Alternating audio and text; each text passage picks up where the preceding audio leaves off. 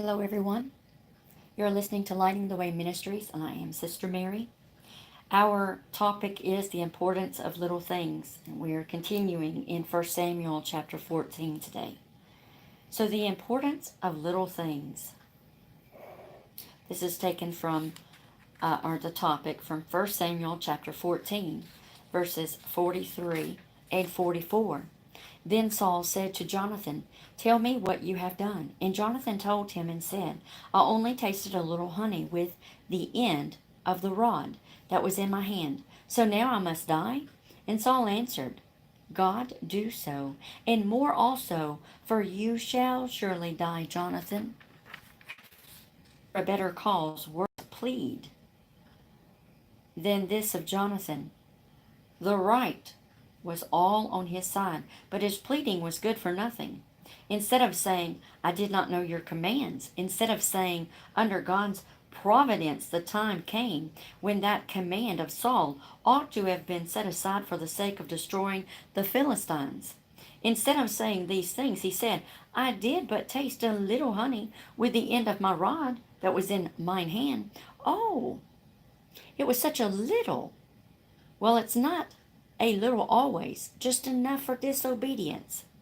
A little is as important as a great deal when it is the question of obedience or disobedience. Besides, there was in his heart the idea that moral quality depended in some sense on magnitude, and he was not alone in that. We hear yet a great deal said about little sins and little things. Men plead littles and littles and littles. Oh, it was just a little sin. Oh, it was just a little white lie. Oh, I'm not as bad. Just a little. Beware of little sins of every kind. For the Word of God tells us to flee from even the very appearance of evil. A serpent's tooth is small, and a scorpion's sting is small, but they carry death. And little sins are small, but many and many a man has lain down in final breath because they stung him to death. Be aware of little sins, especially brothers and sisters. 1 Samuel chapter 14. Now it happened one day that Jonathan the son of Saul said to the young man who bore his armor, "Come, let us go over to the Philistines, their garrison that is on the other side." But he did not tell his father. And Saul was sitting in the outskirts of Gibeah under a pomegranate tree, which is in Migron. And the people who were with him were about 600 men. Ahijah, the son of Ahitub, Ichabod's brother, the son of Phinehas, the son of Eli, the Lord's priest in Shiloh, was wearing an ephod, but the people did not know that Jonathan had gone. Between the passes by which Jonathan sought to go over to the Philistines' garrison, there was a sharp rock on one side and a sharp rock on the other side. And the name of one was Bozez, and the name of the other Sinai. The front of one faced northward opposite Michmash, and the other southward opposite Gibeah. Then Jonathan said to the young man who bore his armor, "Come, let us go over to the garrison of these uncircumcised. It may be that the Lord will work for us. For nothing restrains the Lord from saying, by many or by few." So his armor bearer said to him, "Do all that is in your heart. Go then. Here, I am with you according to your heart." And then Jonathan said, "Very well, let us cross over to these men, and we will show ourselves to them. If they say thus to us, 'Wait until we come to you,' then we will stand still in our place and do not go to them. But if they say to us, 'Come up,' then we shall go up. For the Lord has delivered them into our hand, and this will be a sign to us." So both of them showed themselves to the garrison of the Philistines. And the Philistines said, "Look, the Hebrew are coming out of the holes where they have been hidden." And then the men of the garrison called Jonathan and his armor bearer and said, "Come up to us, and we will show you something." Jonathan said to his armor-bearer, "Come up after me, for the Lord has delivered them into the hand of Israel." And Jonathan climbed up on his hands and knees with his armor-bearer after him, and they fell before Jonathan. And as he came after him, his armor-bearer killed them. The first slaughter which Jonathan and his armor-bearer made was about 20 men within about half an acre of land. And there was trembling in the camp, in the field, and among all the people. And the garrison and the raiders also trembled, and the earth quaked, so that it was very great trembling. Now the watchmen of Saul in Gibeah of Benjamin looked, and there was the multitude melting away, and they went here and there. And then Saul said to the people who were with him, "Now call the roll and see who has gone from us." And when they had called the roll, surprisingly, Jonathan and his armor-bearer were not there. And Saul said to Ahijah, "Bring the ark of God here." For at that time the ark of God was with the children of Israel. Now it happened while Saul talked to the priest that the noise which was in the camp of the Philistines continued to increase. So Saul said to the priest, "Withdraw your hand." Then Saul and all the people who were with him assembled, and they went to the battle. And indeed every man's sword was against his neighbor, and there was very great over the Hebrews who were with the Philistines before that time, who went up with them into the camp for the surrounding country, or from the surrounding country. They also joined the Israelites who were with Saul and Jonathan.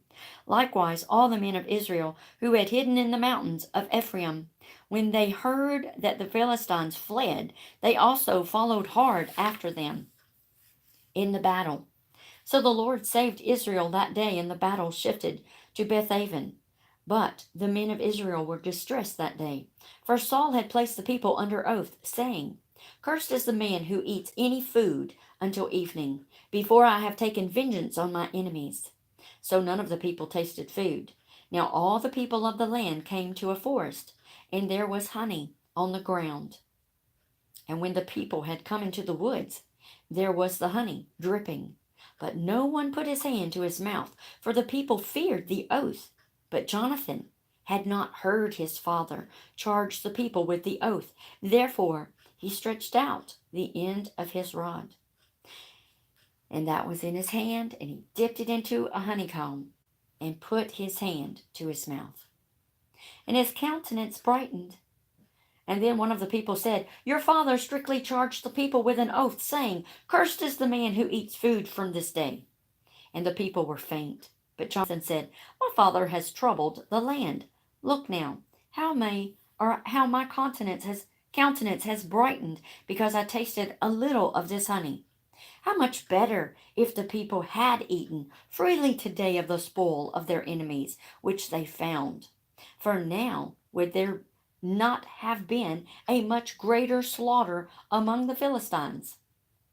Now they had driven back the Philistines that day from Michmash to Ajalon. So the people were very faint, and people rushed on the spoil, and they took sheep, oxen, and calves, and slaughtered them on the ground. And the people ate them with blood. And then they told Saul, saying, "Look, the people are sinning against the Lord with the blood." So he said, "You have dealt treacherously. Roll a large stone to me this day." Then Saul said, "Disperse yourselves among the people, and say to them, 'Bring me here every man's ox and every man's sheep. Slaughter them here and eat, and do not sin against the Lord by eating with the blood.'" So every one of the people brought his ox with him that night and slaughtered it there. Then Saul built an altar to the Lord. This was the first altar that he built to the Lord. Now Saul said, "Let us go down and plunder them until the morning light, and let's not leave a man of them." And they said, "Do whatever seems good to you." Then the priest said, "Let us draw near to God here." So Saul asked counsel of God, "Shall I go down after the Philistines? Will you deliver them into the hand of Israel?" But he did not answer him that day. And Saul said, "Come over here, all you chiefs of the people, and know and see what this sin was today. For as the Lord lives, who saves Israel, though it be in Jonathan, my son, he shall surely die, but not a man among all the people answered him. Then he said to all Israel, You be on one side, and my son Jonathan and I will be on the other side. And the people said to Saul, Do what seems good to you. Therefore Saul said to Israel, Give a perfect lot. So Saul and Jonathan were taken, but the people escaped. And Saul said, Cast lots between my son Jonathan. So Jonathan was taken. Tell me what you have done. And Jonathan, I only tasted a little honey with the end of the rod that was in my hand. So now I must die? Saul answered, God do so, and more also, for you shall surely die, Jonathan. But the people said to Saul, Shall Jonathan die? Has accomplished this great deliverance in Israel? Certainly not.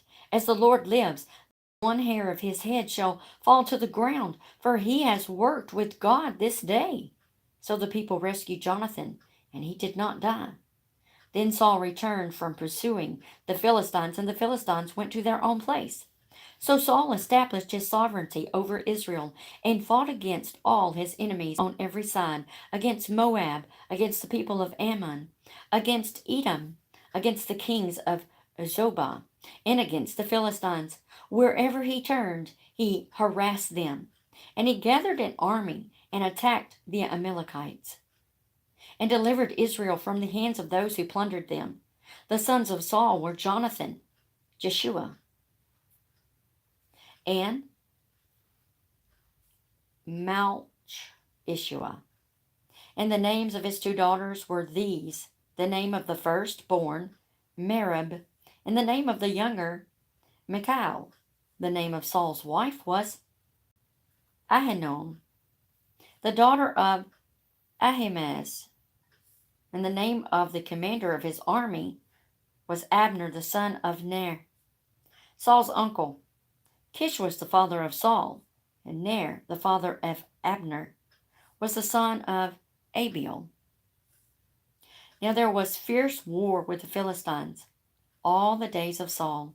And when Saul saw any strong man or any valiant man, he took him for himself. Chapter 15 of 1 Samuel. Samuel also said to Saul, The Lord sent me to anoint you king over his people, over Israel. Now, therefore, heed the voice of the. Thus says the Lord of hosts, I will punish Amalek for what he did to Israel, how he ambushed him on the way when he came up from Egypt. Now go and attack Amalek and utterly destroy all that they have, and do not but kill both man and woman, infant and nursing child, ox and sheep, camel and donkey. So Saul gathered the people together and numbered them in Telaim, 200,000 foot soldiers, 10,000 men of Judah. And Saul came to a city of Amalek and lay in wait in the valley. Then Saul said to the Kenites, Go depart, get down from among the Amalekites, lest I destroy you with them. For you showed kindness to all the children of Israel when they came up out of Egypt. So the Kenites departed from among the Amalekites, and Saul attacked the Amalekites from Havilah all the way to Shur, which is east of Egypt. He also took Agag, king of the Amalekites, alive, and utterly destroyed all the people with the edge of the sword. But Saul and the people spared Agag, and the best of the sheep, the oxen, the fatlings, the lambs, and all that was good, and were unwilling to utterly destroy them, but everything despised and worthless that they utterly destroyed. Now the word of the Lord came to Samuel, saying, I greatly regret that I have set up Saul as king, for he has turned back from following me, and has not performed my commandments. And it grieved Samuel, and he cried out to the Lord all night. So when Samuel arose early in the morning to meet Saul, it was told Samuel, saying, Saul went to Carmel, and indeed he set up a mountain, or a monument, for himself. And he has gone on around, passed by, and gone down to Gilgal. Then Samuel went to Saul, and Saul said to him, Blessed are you of the Lord. I have performed the commandment of the Lord. But Samuel said, What then is this? Bleating of the sheep in my ears, and the lowing of the oxen which I hear. And Saul said, They have brought them from the Amalekites. For the people spared the best of the sheep and the oxen to sacrifice to the Lord your God, and the rest we have utterly destroyed. Then Samuel said to Saul, Be quiet, and I will tell you what the Lord said to me last night. And he said to him, Speak on. So Samuel said, When you were little in your own eyes, were you not head of the tribe of Israel? And did not the Lord anoint you king over Israel? Now the Lord sent you on a mission and said, Go and utterly destroy the sinners, the Amalekites, and fight against them until they are consumed. Why then did you not obey the voice of the Lord? Why did you swoop down on the spoil and do an evil in the sight of the Lord? And Saul said to Samuel, But I have obeyed the voice of the Lord, and gone on the mission on which the Lord sent me, and brought back Agag, king of Amalek. I have utterly destroyed the Amalekites, but the people took of plunder, sheep and oxen, and best of the things which should have been utterly destroyed to sacrifice to the Lord your God in Gilgal. So Samuel said, Has the Lord as great delight in burnt offerings and sacrifices as in obeying the voice of the Lord? Behold, to obey is better than sacrifice, and to heed than the fat of rams. For rebellion is as the sin of witchcraft, and stubbornness is as iniquity and idolatry. Because you have rejected the word of the Lord, he also has rejected you from being king. Then Saul said to Samuel, I have sinned, for I have transgressed the commandment of the Lord and your words, because I feared the people and obeyed their voice. Now, therefore, please pardon my sin and return with me that I may worship the Lord. But Samuel said to Saul, I will not return with you, for you have rejected the word of the Lord, and the Lord has rejected you from being king over Israel. And as Samuel turned around to go away, Saul seized the edge of his robe, and it tore. So Samuel said to him, The Lord has torn the kingdom of Israel from you today, and has given it to a neighbor of yours who is better than you. And also the strength of Israel will not lie nor relent, for he is not a man, that he should relent. Then he said, I have sinned, yet honor me now, please, before the elders of my people and before Israel, and return with me, that I may worship the Lord your God. So Samuel turned back after Saul, and Saul worshipped the Lord. Then Samuel said, Bring Agag, king of the Amalekites, here to me. So Agag came to him cautiously. And Agag said, Surely the bitterness of death is past. But Samuel said, As your sword has made women childless, so shall your mother be childless among women. And Samuel hacked Agag in pieces before the Lord in Gilgal. Then Samuel went to Ramah, and Saul went up to his house at Gibeah of Saul. And Samuel went no more to see Saul until the day of his death. Nevertheless, Samuel mourned for Saul, and the Lord regretted that he had made Saul king over Israel. Psalm chapter 57, verses 1 through 3. Be merciful to me, O God, be merciful to me, for my soul trusts in you. And in the shadows of your wings I will make my refuge, until these calamities have passed by. I will cry out to God Most High, to God who performs all things for me. He shall send from heaven and save me. He reproaches the one who would swallow me up.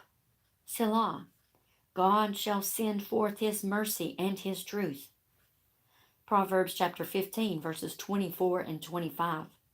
The way of life winds upward for the wise, that he may turn away from hell below. The Lord will destroy the house of the proud, but he will establish the boundary of the widow. Luke chapter 23, verses 1 through 25. Then the whole multitude of them arose and led him to Pilate. And they began to accuse him, saying, We found this fellow perverting the nation, and forbidding to pay taxes to Caesar, saying that he himself is Christ, a king.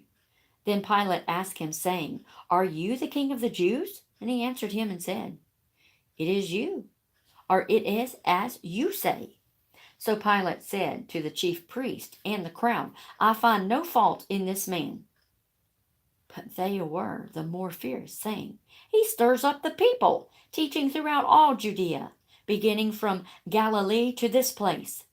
When Pilate heard of Galilee, he asked if the man were a Galilean. And as soon as he knew that he belonged to Herod's jurisdiction, he sent him to Herod, who was also in Jerusalem at that time. Now when Herod saw Jesus, he was exceedingly glad, for he had desired for a long time to see him, because he had heard many things about him, and he hoped to see some miracle done by him. Then he questioned him with many words, but he answered him nothing. And the chief priests and scribes stood vehemently, accused him. And then Herod, with his men of war, treated him with contempt and mocked him, arrayed him in a gorgeous robe, and sent him back to Pilate. That very day, Pilate and Herod became friends with each other, for previously they had been at enmity with each other. Then Pilate, when he had called together the chief priests, the rulers, and the people, said to them, You have brought this man to me as one who misleads the people, and indeed, having examined him in your presence, I have found no fault in this man concerning those things of which you accused him. No, neither did Herod, for I sent you back to him, and indeed nothing deserving of death has been done by him. I will therefore chastise him and release him, for it was necessary for him to release one of them at the feast. And they all cried out at once, saying, Away with this man, and release to us Barabbas, who had been thrown into prison for a certain rebellion made in the city for a murder. Pilate, therefore, wishing to release Jesus, again called out to them. But they shouted, saying, Crucify him! Crucify him! Then he said to them the third time, Why? What evil has he done? I have found no reason for death in him. I will therefore chasten him, or chastise him, and let him go. But they were insistent, demanding with loud voices that he be crucified. And the voices of these men and the chief priests prevailed. So Pilate gave sentence that it should be as they requested, and he released to them the one that they requested, who for rebellion and murder had been thrown into prison. But he delivered Jesus to their will.